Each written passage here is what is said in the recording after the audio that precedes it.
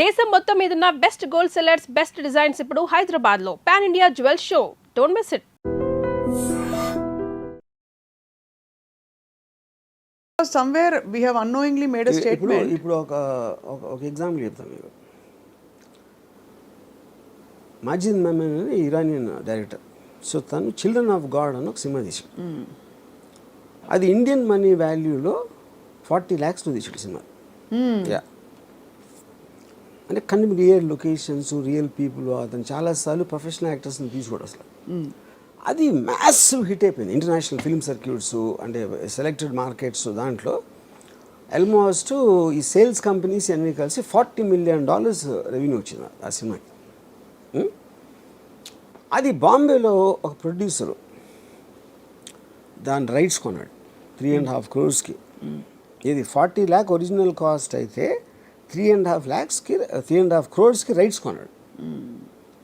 కొని ఈ తారే జమీ పేలో యాక్ట్ చేసిన పిల్లడు ఎవరితో ఉండవు, దర్శిల్ జాఫరీ అని, వాడికి 2 కోట్లు ఇచ్చి బుక్ చేశాడు ఆ పిల్లోడిని. ప్రియను డైరెక్టర్. ఇప్పుడు ఈ రెమ్యునరేషన్స్, రైట్స్, మేకింగ్ అన్నీ కలిపి without publicity it costed around 15 crores. పబ్లిసిటీకి ఇంకో 10 గడిచిపోయాడు, 25. ఇది 40 lakhs సినిమా 25 crores అయింది ఇప్పుడు ఇక్కడ ఇండియాలో. అయిన తర్వాత దాని పేరు ఏం పెట్టాడు, తరరం పంపం. ఎందుకు తరరం పంపం పెట్టాడంటే అది పెద్ద హిట్ సాంగ్. దాంట్లో మన ఆమిర్ ఖాన్ ఇప్పుడు చెప్పాను కదా, తారే జమీన్ పర్. దాంట్లో పెద్ద హిట్ ఆ సాంగ్ మూలాన అందరికి దగ్గరికి వెళ్తుంది అని ఆడ ఉద్దేశం.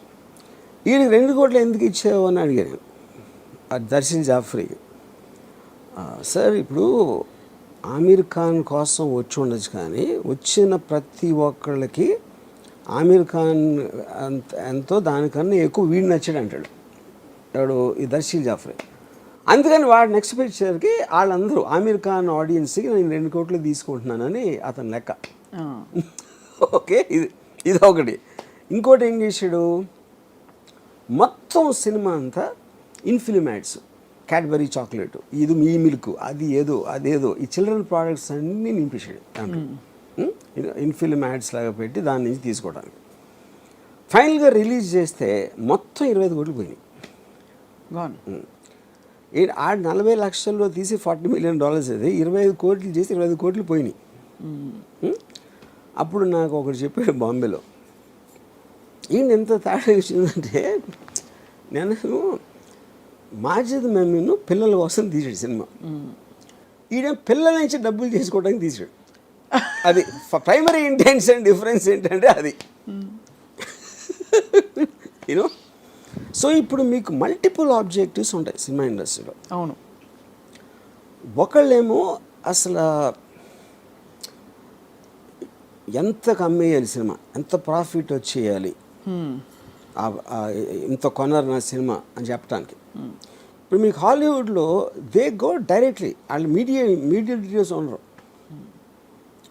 వాళ్ళు they will take real time. ఇప్పుడు ఈ ఫోన్ చేసాడు అనుకోండి, ఫోన్ కంపెనీ డబ్బు ఎక్కడి నుంచి వస్తుంది, డైరెక్ట్గా మీరు కొంటేనే స్టేజెస్లో వెళ్తుంది అక్కడికి. So the product has to work in any manufacturing థింగ్లో.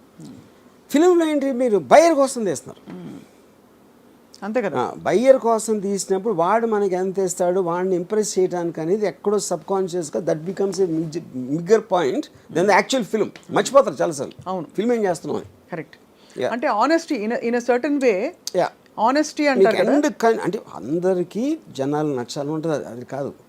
But you can forget and easily divert your attention from the main point. మీరు అసలు స్టోరీ ఎందుకు చేస్తున్నారు అని మీకు ఫస్ట్లో అన్న ఇంట్రెస్ట్ ఇంటెన్షన్ అని చెప్పి, if it gets carried away అది చివరికి వచ్చేవారు మీకే తెలియదు, అందరికీ. నేను కూడా దాంట్లో కొంచెం చేయి దాటిపోతుంది.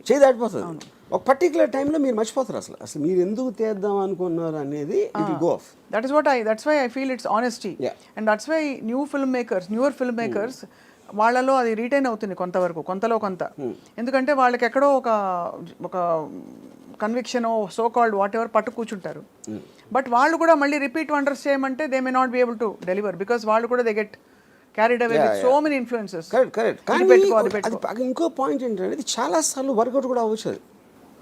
అంటే మీరు ఫిలిం ఎందుకు తీశారు, వాళ్ళు ఎందుకు చూశారు అనే దాంట్లో చాలాసార్లు డిస్కనెక్ట్ ఉంటుంది. ఇప్పుడు for example in Ardh Satya one of the most influential films. అవును, స్మితా పాటిల్. యా, ఓంపురి. అది నేను ఆల్మోస్ట్ ఒక 7-8 సార్లు చూసుంటాను సినిమా. నేను ఆ డైరెక్టర్ని ఒకసారి రెహమాన్ స్టూడియోలో కలిసాను, గోవిందీలో అని. నేను ఆయనతో ఆ సినిమా గురించి మాట్లాడితే ఆయన సినిమాది నాకు చెప్పారు అసలు అది ఫాదర్ సన్ రిలేషన్షిప్ మీద నేను ఇన్స్పైర్ అయ్యి తీశాను, that is what which work. నేను అన్నాను, సరే నేను ఉట్టి ఫాదర్ సన్ సీన్లే నేను ఫాస్ట్ ఫార్వర్డ్ చేసి ఉండని చెప్పా. ఇది రిపీటెడ్ వ్యూస్లో నేను చూసింది రామశెట్టి అని ఒక విలన్ క్యారెక్టర్ మలాను. నిజంగా ఆశ్చర్యపోయాను, ఎందుకంటే ఆయన కూడా తెలియదు కదా, సినిమా అయిపోయింది, రిలీజ్ అయిపోయింది, ఎవరెవరో ఏదేదో చెప్తారు. మెయిన్ రీజన్ దానికైనా నేను అనుకుంటే ఇక్కడ ఇంకో డైరెక్టర్ అసలు నేను ఆ సీన్ కోసమే తీయలేదని చూడలేదని చెప్పాను. ఇప్పుడు బ్యాండిట్ క్వీన్ ఎక్స్ట్రాడినరీ ఫిల్మ్ అది, పూలందేవి. అది నా ఉద్దేశంలో ఎలా తీయకూడదు అనే దానికి టెక్స్ట్ బుక్లో ఉన్న దాన్ని రీమేక్ చేశారు తెలుగులో. అది దానికన్నా 10 రెట్లు అడిగింది. ఏది బ్యాండిట్ క్వీన్ కన్నా ఎక్కువ. అప్పుడు ఏంటి అర్థం, దానికి ఏం చెప్తాను, దేర్ ఇస్ నో లాజిక్, ఏం లేదు. సో అంటే అది నా సెన్సిబిలిటీ అంతే, లాజిక్ ఉంది. ఆడియన్స్కి నచ్చింది, ఎందుకు నచ్చింది అంటే వాళ్ళు ఈచ్ పర్సన్ చెప్పాలి. మీరు చెప్తున్న దాన్ని బట్టి ఆర్జీవి గారు, ఆడియన్స్ టేస్ట్లు ర్యాపిడ్గా మారుతున్న వాట్ ఎవర్ ఆ ప్రిఫరెన్సెస్ అండ్ ప్రయారిటీస్ని cinema industry most of the time map చేయలేకపోతున్నారు. మ్యాప్ చేయలేక కొన్ని సినిమా ఇండస్ట్రీకి లీస్ట్ తెలుస్తుంది యాక్చువల్గా, ఎందుకంటే లోపల ఉన్నారు కాబట్టి. అవును, ఆడియన్స్ మధ్యలో ఉన్నవాడికి రిలేటివ్గా ఎక్కువ తెలియడానికి ఛాన్స్ ఉంది. రిలేటివ్లీ అది కూడా ఫుల్గా కాదు, ఎందుకంటే ఆడియన్స్కి తెలియకపోవచ్చు. నేను విజయవాడ నుంచి వచ్చి నేను హైదరాబాద్ మన అనుపూర్ణ తిరుగుతున్నప్పుడు ఇళయరాజా ఎంత పాపులర్ అనేది నాకు స్టూడెంట్గా ఉన్నప్పుడు తెలుసు. ఎందుకంటే మేము షాపులకి వెళ్ళి రికార్డ్ చేయించుకున్నాను క్యాసెట్లో. అక్కడ ఇళయరాజాకి సెపరేట్ బుక్ మెయింటైన్ చేసేవాడు. మిగతా చక్రవర్తి ఇది అది అందరూ కలిపి ఒక బుక్ ఉంటే ఇళయరాజా గారికి ఒక సెపరేట్ బుక్ ఉండేది. అది నేను చెప్తే అనుకున్న షాక్ అయిపోయాడు, వాళ్ళకి తెలియదు అసలు ఇళయరాజా అంత పాపులర్ అని. దానికి కారణం ఏంటంటే ఈ పెద్ద సినిమాలన్నీ కూడా మోస్ట్ ఆఫ్ దెమ్ చక్రవర్తి గారు వీళ్ళు చేసేవారు. ఈ వంశీ గారి ఇలాంటి అంటే ఒక లో బడ్జెట్ సినిమాలు అన్వేషణ ఇలాంటివి వచ్చి ఆ టైంలో ఏదో బాగానే ఉందంట. అప్పుడు దాని కలెక్షన్స్ ఏంటున్నారు కానీ మ్యూజిక్ జనాల్లో ఉన్న పాపులారిటీ గురించి తెలీదు. సో అప్పుడు నేను శివాకి ఇళయరాజా అని ఇన్సిస్ట్ చేస్తే చాలా కష్టమయ్యేది. అంటే చక్రవర్తి ఉన్నారంటే వాళ్ళు ఇళయరాజా అంటే అలా ఉండేది మాట బేసిక్గా. అదే అప్పుడు ఎందుకు అది లోపల ఉన్నప్పుడు వాళ్ళ వ్యూ పాయింట్ వేరు ఉంటుంది, పబ్లిక్లో ఉన్నదానికి. మీరు అప్పటికి బయట ఉన్నారు కాబట్టి మీకు తెలిసింది అది. ఎప్పుడైతే నేను లోపలికి వచ్చానో నాదే పరిస్థితి. మీరు at least you know you have been, మీరు నచ్చిన సినిమా అది ఏమైనా అవ్వని అనే ఒక నాకు వచ్చింది అది. నేను ఇంటెన్షన్తో నేను హిట్ అయిపోవాలి, డబ్బులు సంపాదించాలి, నాకు అవార్డు వచ్చేయాలి అలా అని నేను ఎప్పుడు సినిమా చేయలేదు.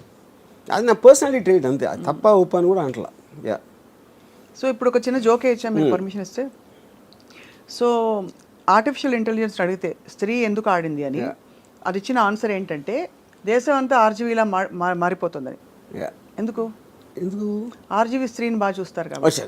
అందులో స్త్రీ అందుకే నేను జోక్ అని చెప్పాను సార్. అదే కాదు, నేను ఎలా స్త్రీనో చూస్తాను అలాంటి స్త్రీ లేదు దాంట్లో ఫస్ట్. ఓహో, అయితే ఈ టాపిక్ ఎక్కడతో మరి ఆ జోక్ని. బట్ సీరియస్లీ ఇట్స్ యాక్చువల్లీ మీరు అన్నట్టు ఇట్ ఇస్ ఛాలెంజింగ్. అంటే ఇప్పుడు ఫిల్మ్ మేకర్స్కి చాలా it's a lot of pressure, especially ఒక దారుణమైన పెద్ద సినిమా తీసేశాక ఇంకా తర్వాత ఇప్పుడు గద్దర్ 2, యానిమల్, స్త్రీ 2, ఇంత వేరీడ్ ఫిల్మ్స్ అసలు ఒకదానికొకటి సంబంధం లేకుండా అంత బ్లాక్ బస్టర్స్ అవుతున్నాయంటే దాని అర్థం ఏంటి, జనాలు ఏదైనా చూస్తారు.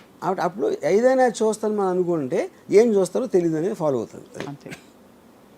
అప్పుడు ఇంకా మనం అనుకున్నది మనం కన్విక్షన్తో చేయటం తప్పిస్తే there is no other choice for anybody. There's no correct, there's no other choice. After that it's about the figures.